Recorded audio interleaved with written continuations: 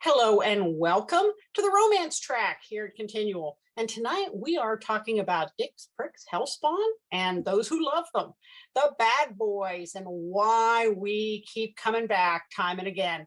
But before we launch into that, let's let my wonderful panelists introduce themselves, starting with Ari.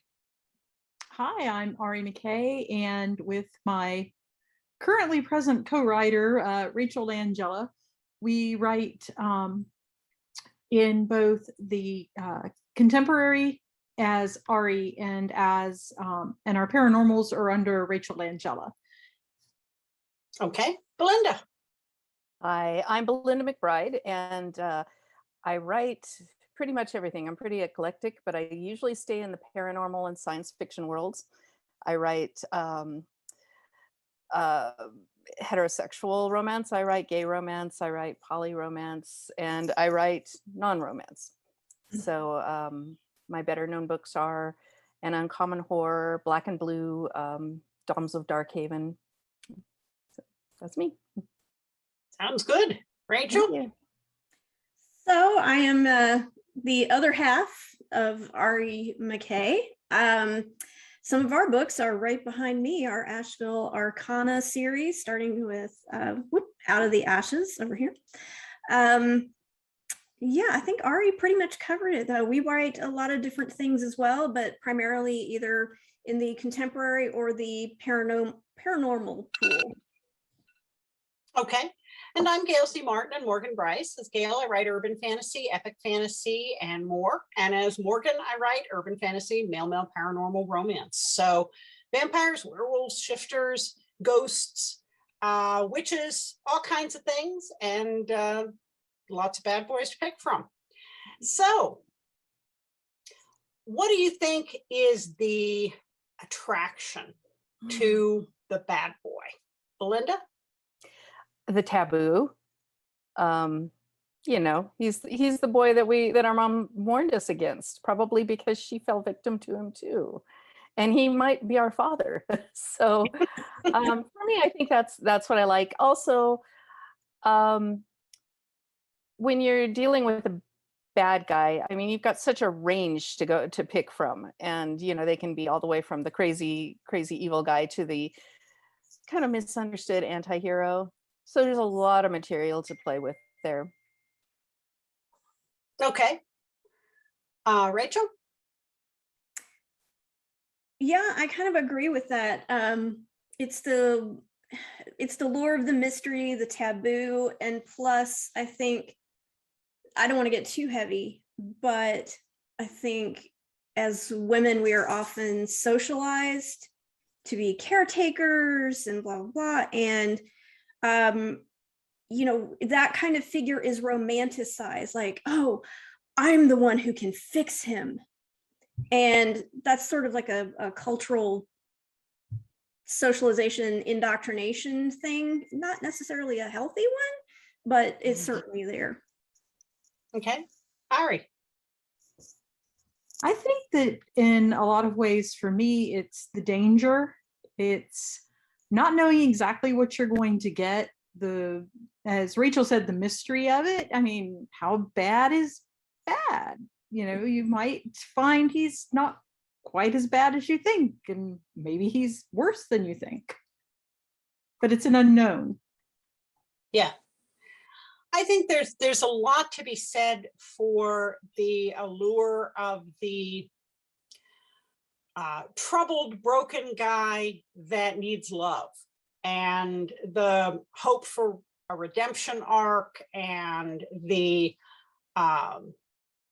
true love fixes all. And we know that in the real world that often doesn't work, but it makes for a great story, and it makes for a character with a very compelling backstory, depending on where you're looking to take the series, because whether you're following one character or several, it's always interesting when they've been places and done things and maybe have a past that comes back to haunt them.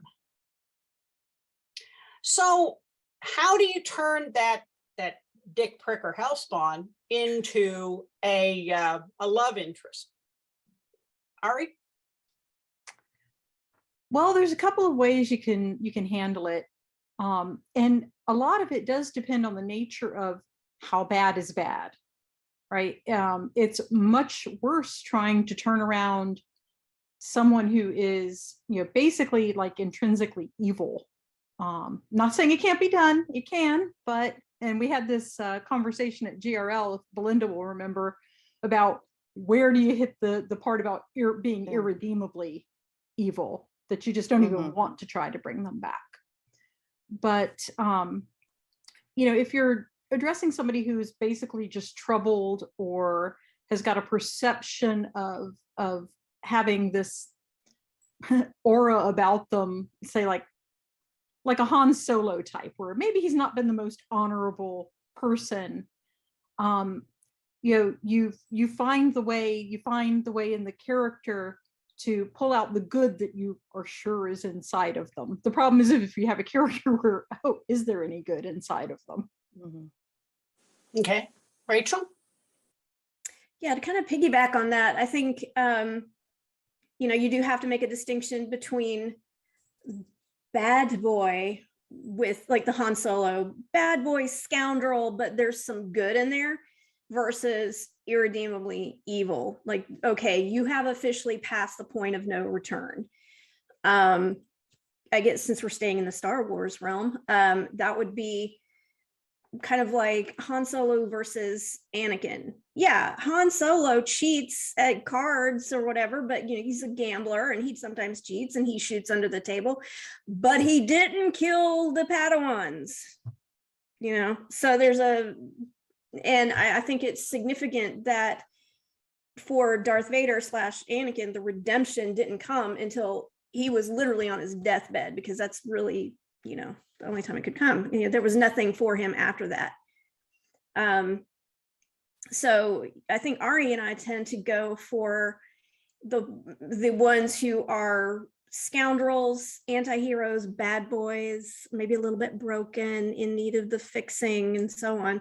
And if you can show the reader that good, no matter how bad they act, if you can give the reader hints of sympathy, something for them to relate to, something for them to see, oh, this character, there's something worthwhile pulling out, he's not just a dick, then you're going to get that reader connection with them, and you can proceed with their redemption arc. How about you, Belinda? Well, I'm thinking about, I said this at GRL, and I always say this, the villain is the hero of his own story. And so I'm going to jump into soap operas instead of Star Wars, which, isn't a whole lot different, really. I'm trying to name it. It was John Aniston that had made that comment, because he played this Days of Our villain. Lives. Days of Our Lives, and Jennifer Aniston's father. And so somebody asked him in a review or interview, how does it feel playing the most evil man on TV? And he says, he's not a villain. He says, the villain, Victor Kiriakis, is the good guy. His villain is John Black. His villain is that guy that everybody calls the hero. He keeps getting in my way, and I'm just trying to take care of my family. So you have to approach it that way. They don't necessarily see themselves as evil. And then when you jump into the anti-hero, and I'm going to leave soap operas now and go to Hong Kong cinema, there's a Chow Yun-Fat movie named Hard Boiled that's famous for a villain named Mad Dog. And he's like the Terminator. He's like a little Terminator through the whole movie. And at the end of the movie, he makes a sacrifice to protect innocent people. And he makes a huge sacrifice, eventually, of his life.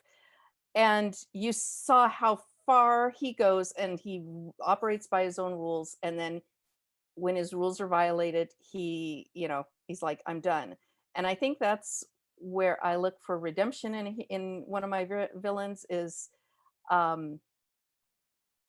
there are places we won't go. We won't go to rape. We won't go to child abuse, that sort of thing.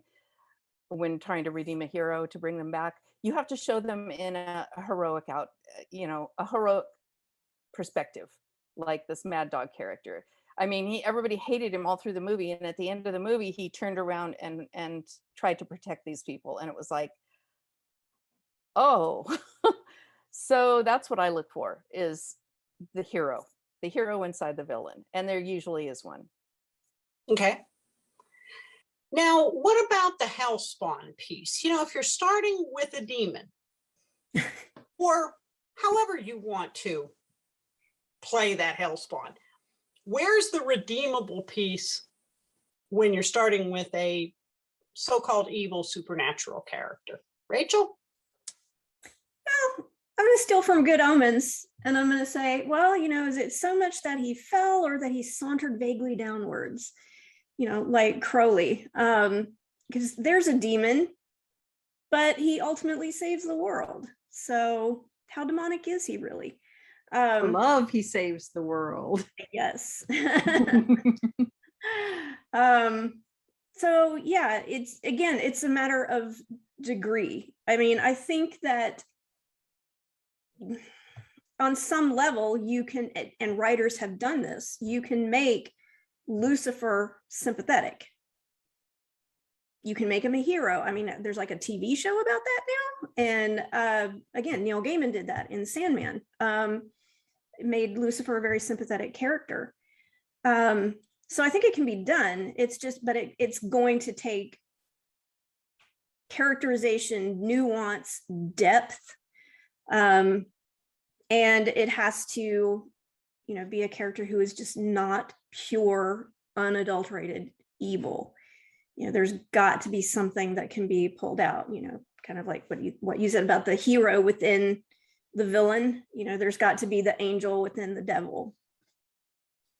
Yeah, I mean, I'm a huge Supernatural fan of the TV show, and you've got several demons along the way who end up caring when they didn't think they could care about anybody. And ultimately that does lead to sacrifice and saving people.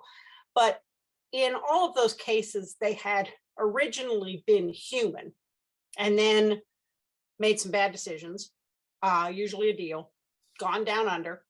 And that piece of humanity that was left eventually is their redemption. It makes them a bad demon, but it makes them, in the end, a good hero. Ari? Oh, yeah, I totally agree with that.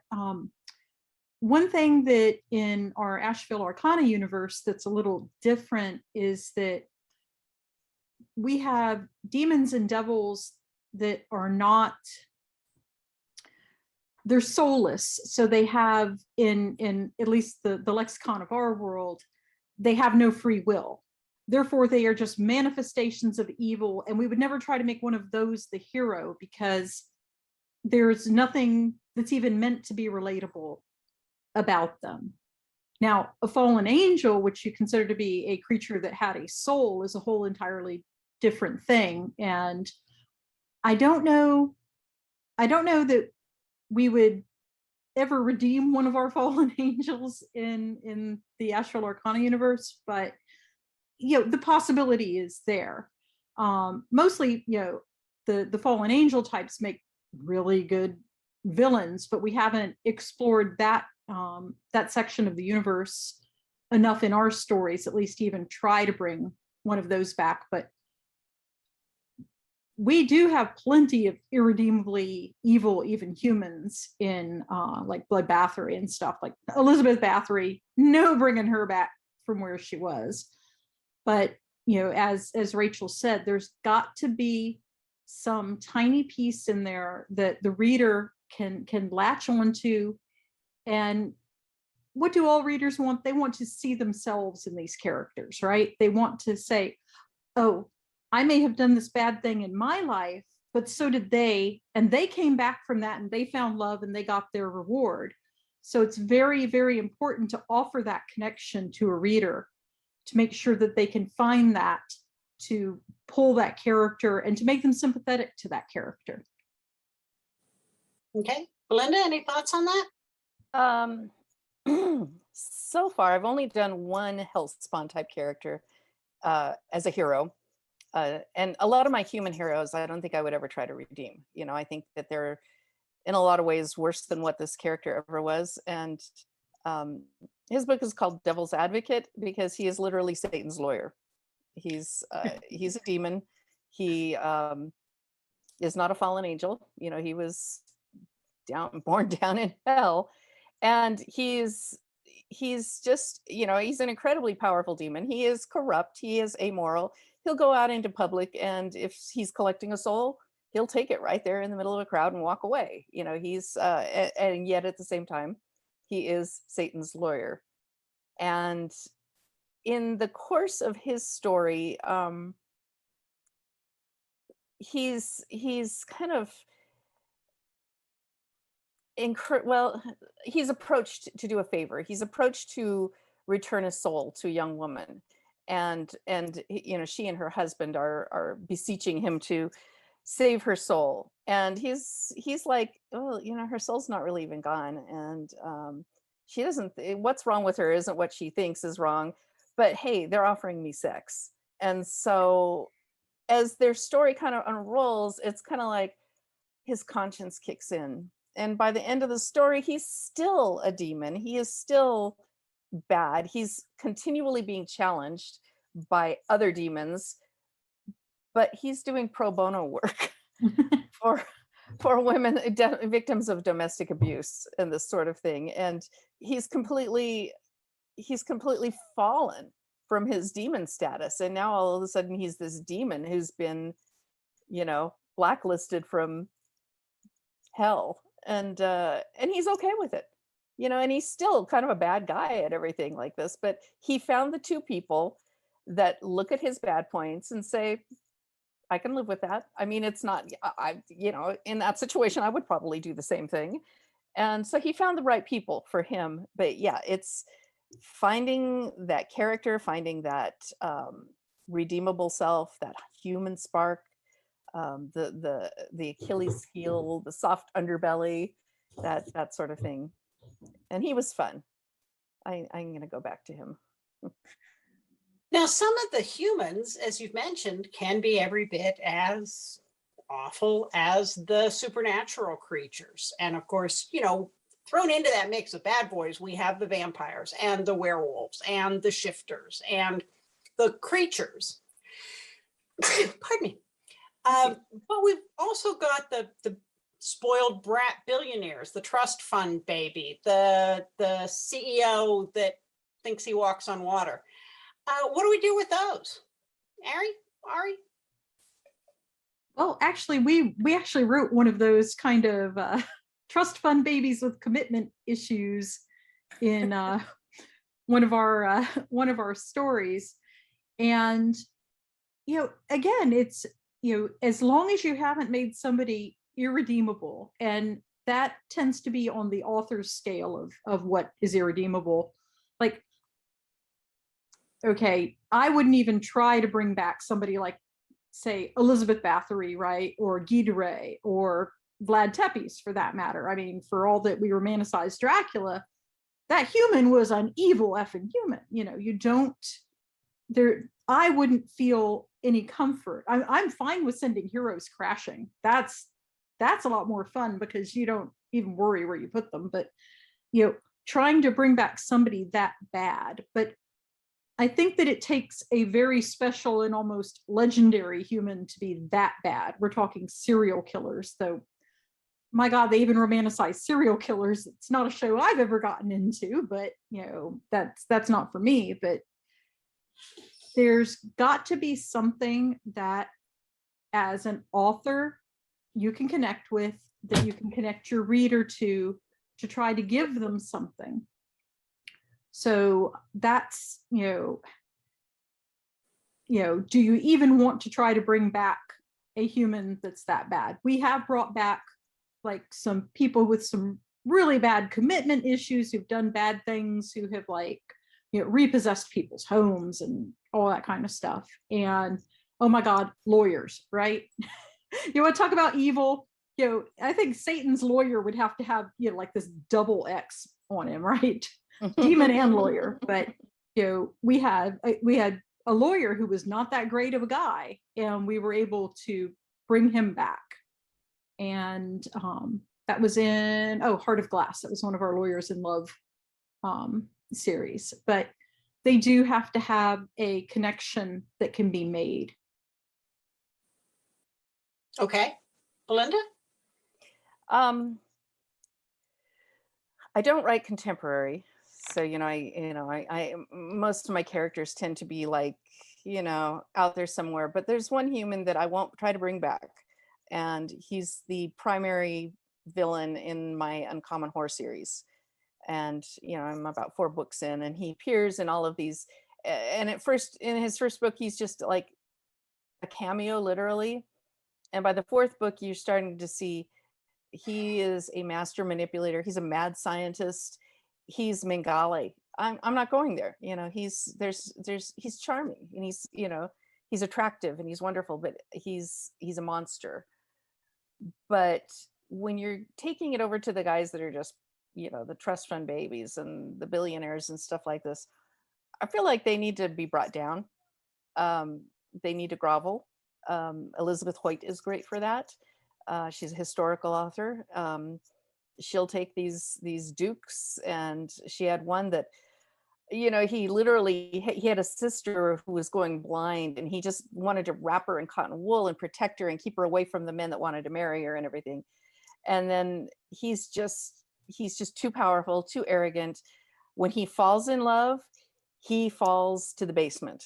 And so literally he's on his knees by the end of the book, and that is, the groveling is wonderful, and I think that's where you have to go with some of these really entitled characters, is they have to be brought down. They have to see the real world. They have to see their hearts. They have to have an awakening. Yeah, that's fun to read. Yeah. What do you think, Rachel?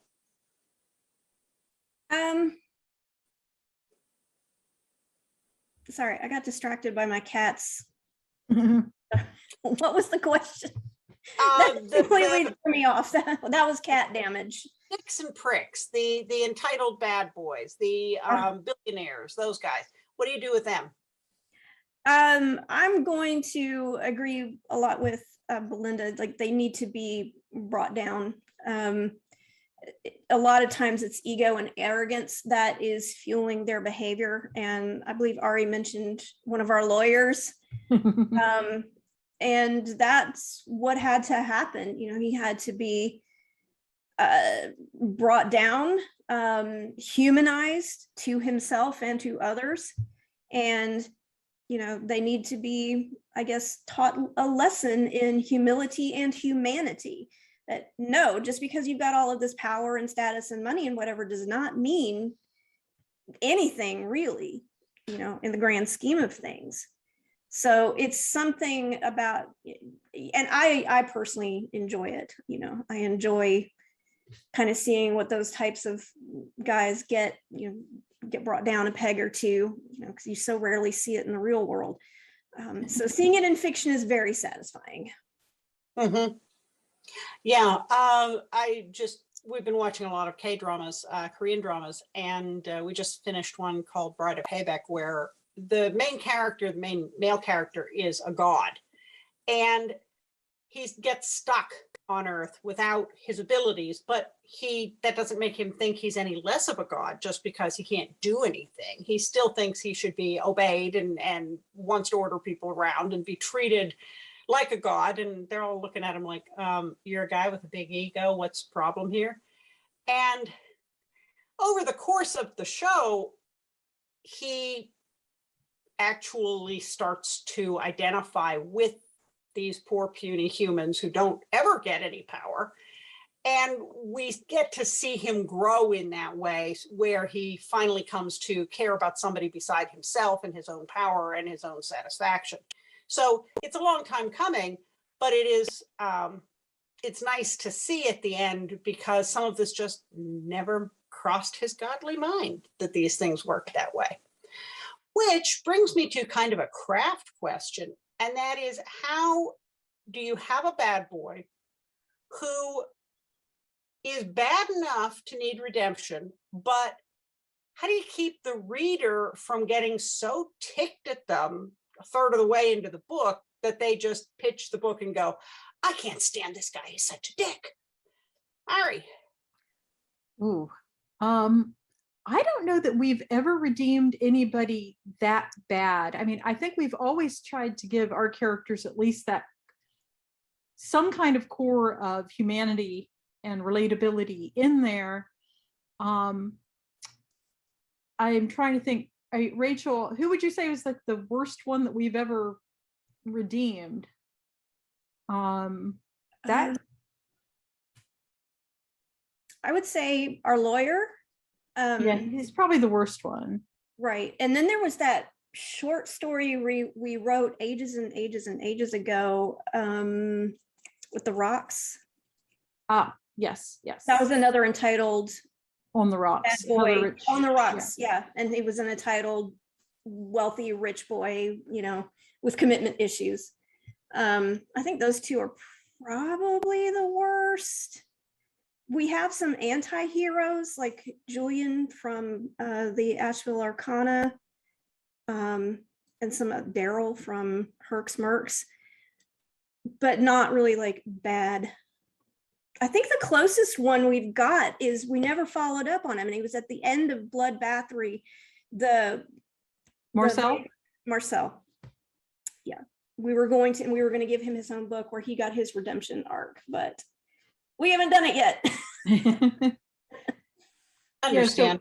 Yeah, we've not written anybody that bad that we've actually tried to bring back. We have written some villains. In fact, my favorite villain in all of our stories is actually a fallen hero. We take Spartacus and we turn him into an evil vampire.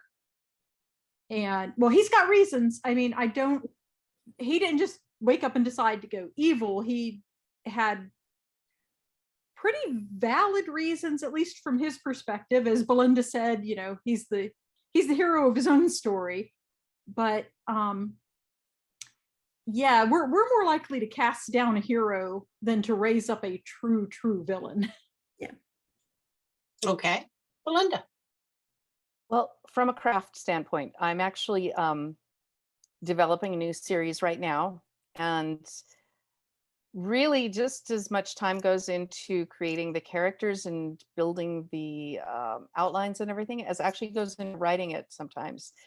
And I'm laboring over my my villain right now. And when I'm doing something like this, when I'm not just writing off the cuff and I'm, really working to develop something, I have to sit down and treat my villain exactly the same as I do my hero and heroine, or hero and hero, whatever. They have to be fully developed as a character. You have to know their wants, their needs, their fears, their shames, their addictions. You need to know all that stuff. You need to know their strengths and their weaknesses, their goals, their motivations, their conflicts. You have to do all of that. And that way you can give them that humanity, that appeal, that depth, that they're not just a two-dimensional. I've written plenty of two-dimensional heroes. They're plot devices. And your hero has to be formidable to bring your lead characters up. And it's like, if you look at comic books, compare the rogues gallery of Batman to the rogues gallery of Spider-Man. And here you've got Spider-Man, who's really a super powerful character, but he's kind of, cutie booty and all that stuff. Batman's a human, and he's a smart human. And his rogues gallery is scary, where, Spider-Man fights against flying pumpkins on skateboards. Some of his villains are just silly. And I think I can think of one silly Batman villain, and that was like Mxyzptlk or something like that.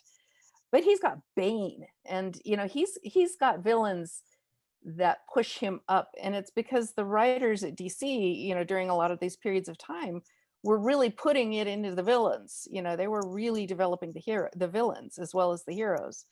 So that's one element. And the other element is you know, if you're looking that you might want to redeem a character, you know, make them an anti-hero. And an anti-hero is just somebody like Han Solo, who operates by their own rules. They have their own code of ethics. They have their own morals. And it may not apply to general population or general morality or whatever.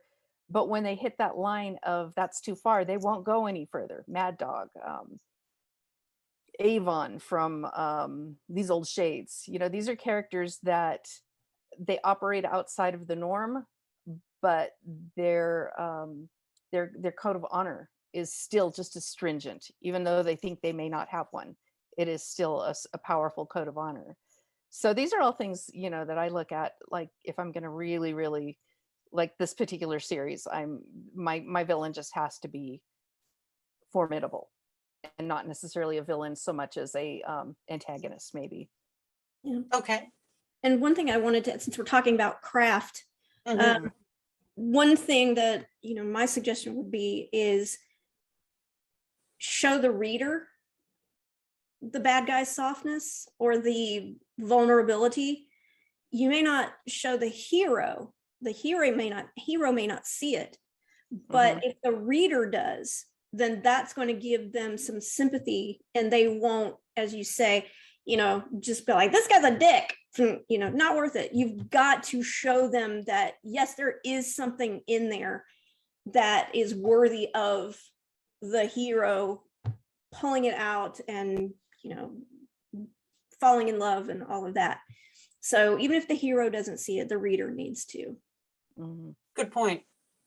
Absolutely. Ari, anything to add to that or to the idea of how what you think of when you say anti-hero?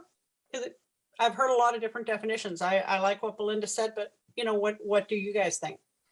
Oh, well, my favorite anti-hero, and not to, I mean, it's been kind of ruined for me in the universe, but Severus Snape will always be close to my heart. Though my very first major anti-hero crush was on Magneto. I have always thought that Magneto was the best character in the Marvel universe. You know, if I had to meet one character, it would probably be him or Wolverine. I mean, I love Wolverine as well. But, you know, as Belinda said, these people have got, you know, they have their own code. They live by it. And, you know, when you look at an anti-hero like Magneto, and it's like, why did he go bad? Well, he's got perfectly valid reasons. He's got very good valid being reasons bad. to go bad. Yeah. You know, so it's like he's got, you know, it's like, oh, he's a villain because he hates all humans. It's like he hates all humans because they tried to kill him and his family and took everything away from him and used him as a tool. So it's like, you know, to make that kind of connection, I would love, absolutely love to be able to write a character like that. But that is going to be something that is going to probably take a heck of a lot of development, you know, to get that character where it's like, oh my God, they're so bad, but I know why they're bad, and I can see why they're bad, and I may hate what they're doing. You know, I may hate that they are killing, you know, these people, but I know why they're doing it, and I can relate to that if I were in their place. And that's the big thing where you want your reader to be, right? You want your reader to be in the character's place and go, yes, I would do the same thing. That's how I would handle it. I totally get them. I totally sympathize with them. And I think that's the genius of a really good anti-hero. It's like they're doing things I wish I would never have to do in my whole life. But yeah, I can see why they do it. And I could see myself doing the same thing. Okay. Well, folks, believe it or not, we have blown through a lot of our time. So before we go, I want to go around and have everybody say what books they've got coming up or recent or just out, and tell us a little bit about those books, and then tell us where we can find you online. And Rachel, why don't you start us off? Okay. So my brand, the Rachel Langella brand, can be found on arimckay.com. Currently, we are working on something. Woohoo! And we're hoping to get out a shorter holiday, sort of like novella.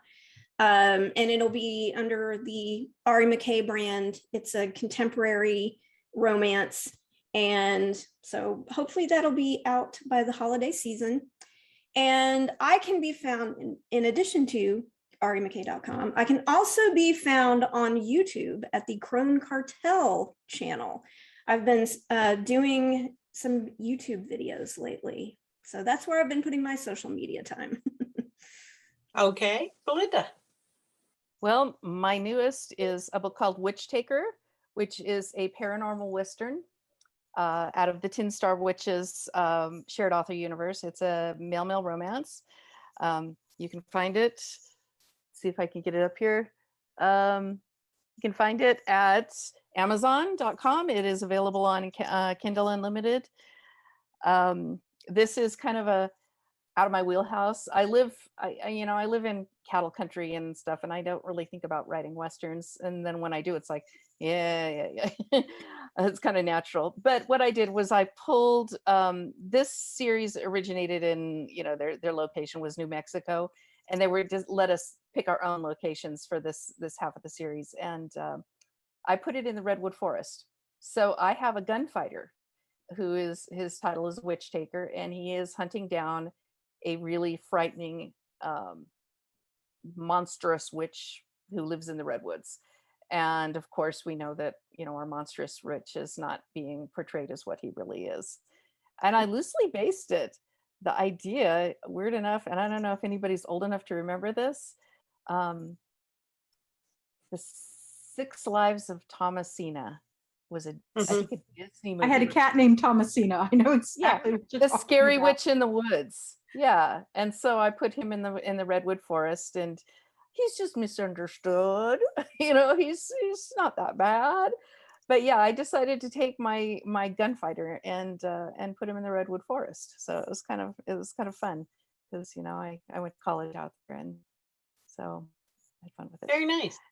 Yeah, and my website is under reconstruction, so I apologize, but you can go to my website. It's just one page right now. And I spend a lot of time on Facebook. That's where you can usually find me. I've got presences on other sites, but that just seems to be the the comfort zone for me right now. Okay, Ari? I am primarily on Facebook, so you can find me as Ari McKay on Facebook. And our latest book that has been released was in the Asheville Arcana series. It was called Stop Dragging My Heart Around, part of the Magic Emporium. And so that can be found on Amazon along with the rest of our books. We do have both author names. So Ari McKay for the contemporaries and the historicals, and Rachel Langella for the paranormals and the urban. Actually, it's more urban fantasy than anything else, but yeah, that's where we can be found. Okay. I'm pretty easy to find as Gail Z. Martin for the non-romance and Morgan Brice for the romance. The latest books out are Blink, which is in the Treasure Trail series, and Trash and Treasure, which has a fated mate story between an adorable raccoon shifter and a baker who is a possum shifter, and there are seductive donuts. So what more do you really want in a love story besides donuts? Yes. So you can have magic ponies. That's right. That's right. I give people magic ponies. Magic ponies are important, but donuts still matter. Give the donuts to the magic pony, and there you have happy magic. There you go. So you can find me there. You can find me on Facebook and Twitter, some variation of those names, and every other social platform. But mostly you can find me here at ConTinual. So thank you all very much for spending some time with us tonight and talking about this very important Dicks, Pricks, and Hellspawn subject, which we need to cover. That's great. And thanks to all of you for watching and listening. We'll talk about more romance here in ConTinual, so we'll see you online.